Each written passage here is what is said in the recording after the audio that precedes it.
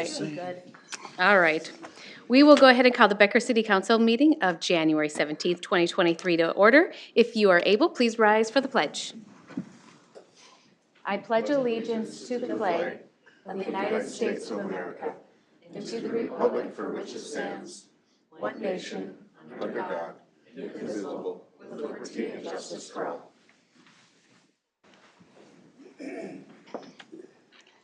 All right. Has council had the opportunity to review the meeting minutes from January 3rd, City Council meeting?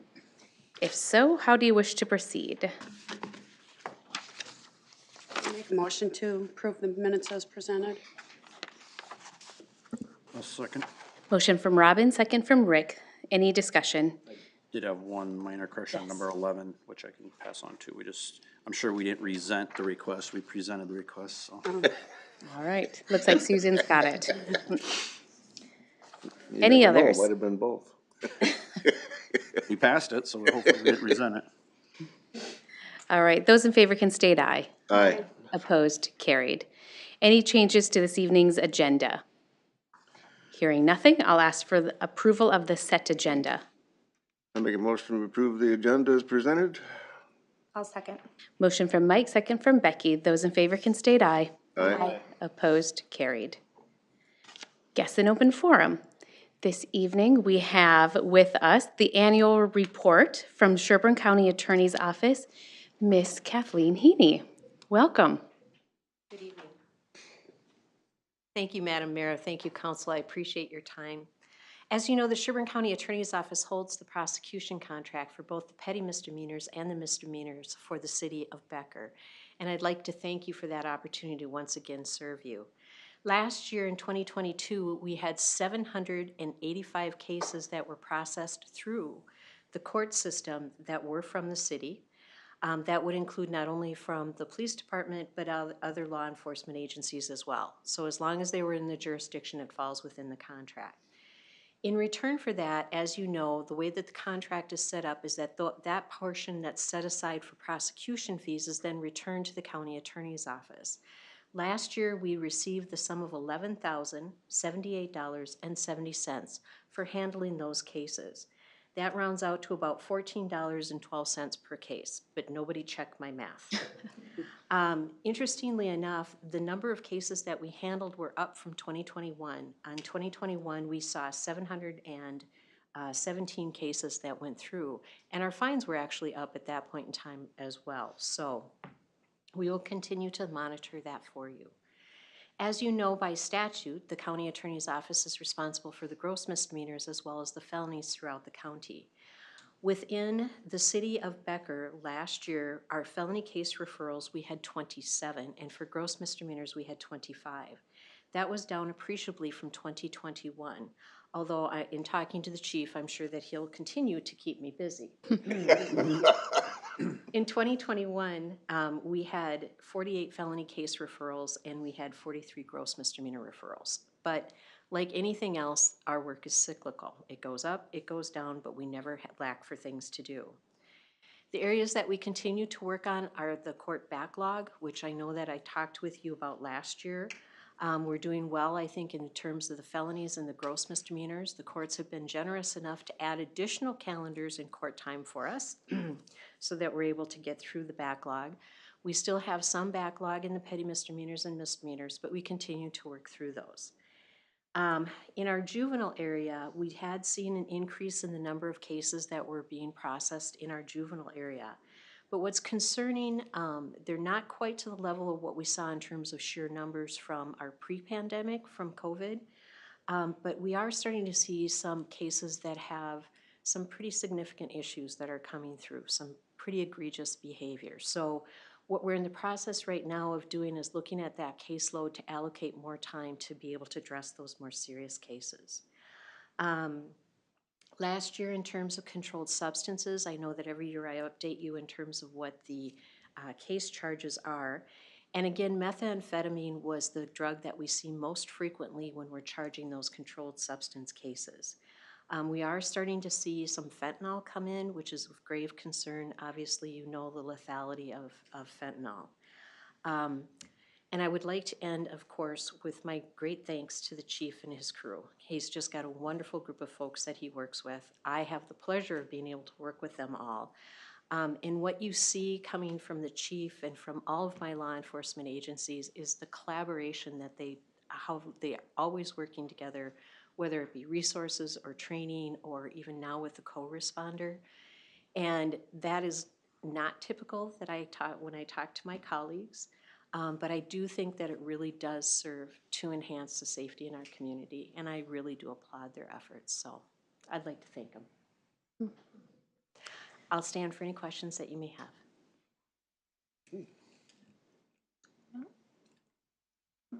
I see no questions, so thank you. You're welcome, and thank you again for your time this evening.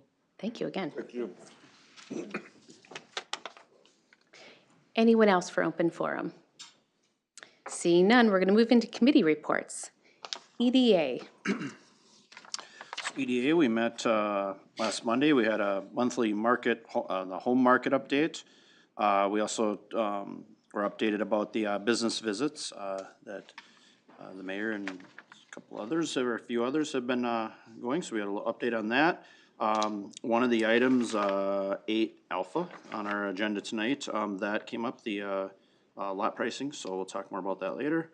Then we also just had an update on the kind of the final review of the it's called the BRECC, so it's basically through federal EDA, a coal communities type of group that you can apply for and potentially get into that. So so we just gone through the application piece of that. That was, I believe, submitted.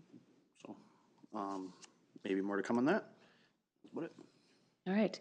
Public Works, we met last week and we discussed the snow events that have been happening and leading up to making sure that our policies are up to date, making sure if there's a backup or, if there is a breakdown, that there is a backup that is sufficient. And then we also discussed like sight lines for the drivers that are, I mean, the snow is just compounding for a while there, so we just needed to take a look at what needed to be done. The other exciting topic that we talked about was the Recycle Day for the city that we offer, and it will be May 20th from 9 to noon, and Northern Metals Recycling will be hosting the facility site again this year, so more to come on that, but we just we started talking about it, getting it ready, but we do have a date, so thought I would share that with you. So, any other committee reports? Okay. Board committee and consultant reports. City-owned lot pricing with Miss Regal.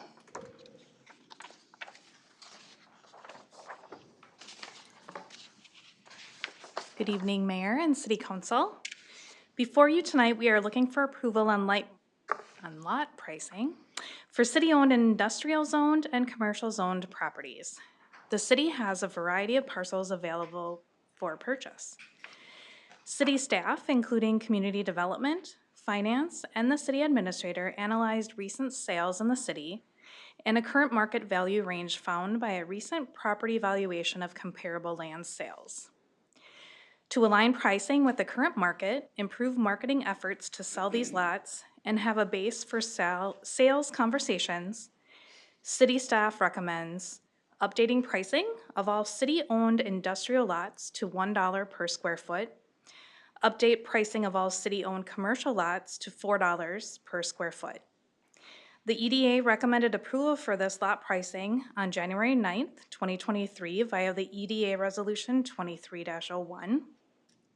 Eventual sales transactions of these properties are subject to approval by the Becker City Council. Lot pricing will remain negotiable. This is just setting a consistent base to allow for productive discussion with potential projects and the ability to be consistent and attractive in marketing activities. With that, I'm happy to answer any questions. What was the commercial lot price again, suggested? Commercial lot at $4 per square foot. And that's in line with what's been sold? That lines up with the recent lot that was just sold to Charlie's. Okay.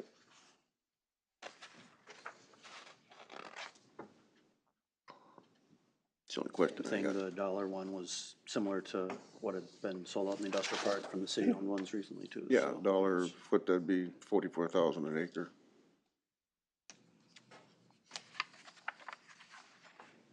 That's with utilities, right? Well, it'd be the shovel-ready ones, right, across the street Yeah, from, so it's Power. got the utilities in it already. Yeah, we should probably, it's $1 per square foot, or $4 per square foot Yes, versus, not $1. yes. Yeah. Make sure, Right, that's why I said 44,000 an acre. yeah. Not all this group on the farm though, so I didn't know.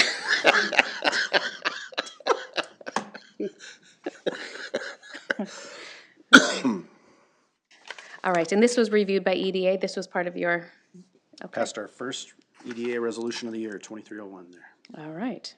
Good. Okay, So do you need approval for this? You want, Yes, I am looking for a motion and second to approve Resolution 23-09, a resolution recommending lot pricing for city-owned industrial and commercial zoned properties. Make a motion to approve resolution 2309. I'll second that. motion from Rick, second from Mike. Any other discussion? Hearing none, those in favor can state aye. Aye. Opposed, carried. Thank you. Thank you. Administrator and staff reports. House on 212 property, Mr. Sanders. That seemed to very, like, the description seemed very hard to say, house on 212 property. Like, we all know what that figure- means, but, Yeah, we probably should figure out a better name. I say it and people are like, 212, where's that? yeah, it's not really a street reference. Nope, it's fair, yeah, we'll think of a new term. Well, hopefully it'll be gone at some point, so then we won't have to think of a new term, but. Before you tonight, we went out and sought quotes, per council's recommendation and desire. We went and sought quotes for asbestos remediation for that house. Since there was, as a reminder, a number of spots where asbestos needs removed. It's better, as after talking internally and discussing, it's probably better to do the asbestos remediation first as part of the process and then get bids to do the rest of the house, just because that'll take care of the liability piece of the asbestos on the city side. Then we can go back out for bids to actually do house. Is it moving? Is it demolishing? What's the best, most cost-efficient way? So we received 4 quotes. It said 3. There's actually 4. They range from 14,400 all the way up to almost 23,000. We are recommending that we go with the low from Echo Midwest. These are all certified asbestos removal. They were all highly recommended by the individual who actually did so. Braun Intertech, Jerry Willarius, who did the asbestos remediation report, recommended about 4 different ones, again certified by the state. So it would be a total of 14,400. Again, the expenditure will increase the value of the land for resale. That's one of the reasons to do it, is to spend the money to increase the value, and it'll increase the marketability of the site too, because then you're getting rid of a major liability. So we are seeking motion and a second to adopt resolution 2311 to enter into contract with, it should say ECCO, I just noticed EQ, but from Echo Midwest for asbestos remediation, with the intent that after that's completed, we would seek bid to, or get quotes to do something with the house and come back to council to discuss what we found. Any question? And with that, I'll stand for any questions.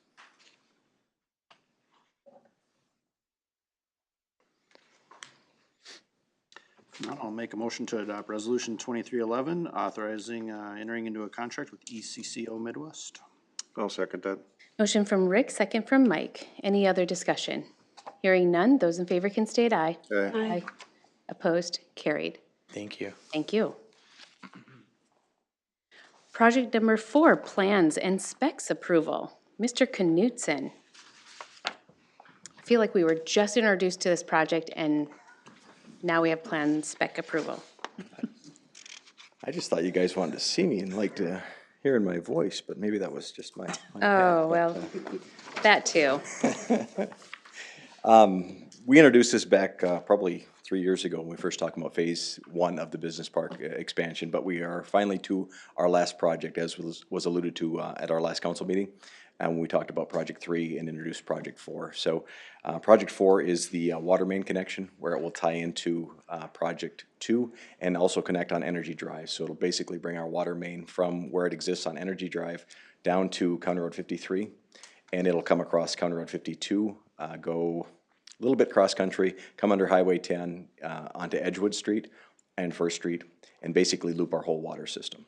So there's a few different sizes of water mains included in the project, but the sole purpose of this is to create redundancy for our business park so we can flow from one side or the other should there become a problem, and it also helps with the overall water flow or the water pattern. So like I said, this was discussed in a little bit more detail. I do have a plan diagram if you guys need it. It's the same one that you saw at our last meeting, so I didn't want to hand them out if you didn't need them.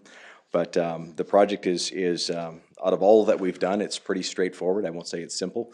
Anytime you got to go under Highway 10, it's never simple. But Railroad tracks. it's in the railroad tracks. Yeah, there's boring contracts and casings that we have to go through to make that work and work with BNSF on their standards. So, but with that, we did post all of the bids, so you guys are the plans, so you guys could review those. And Bryce Johnson with SEH is here as well if you have any questions for him or myself on the project. But basically tonight we're looking for you guys to accept these plans and specifications and allow us to go out for bid on this project.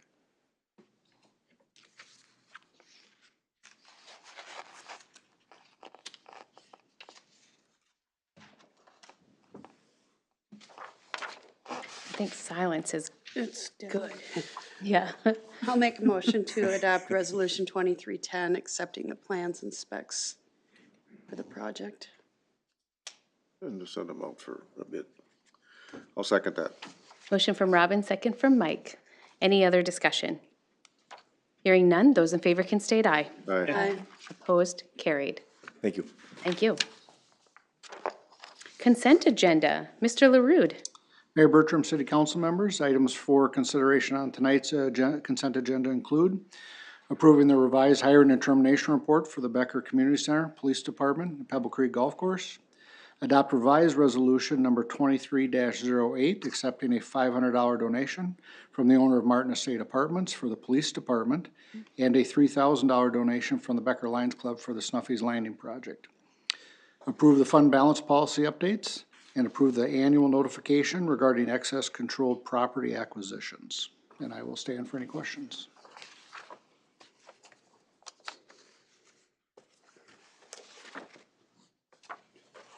I make a motion, we approve the consent agenda. I'll second. Motion from Mike, second from Becky. Any other discussion? Hearing none, those in favor can state aye. Aye. Aye. Opposed, carried. Thank you. Payment of the bills. Make a motion to pay the bills. Second that. Motion from Robin, second from Rick. Any discussion on the bills? Hearing none, those in favor can state aye. Aye. Opposed, carried. Does council have anything else for the betterment of Becker? If not, I'll ask for a motion to adjourn. I move we adjourn. Second. Motion from Mike, second from Rick. Those in favor can state aye. Aye. Aye. We are adjourned at 5:18.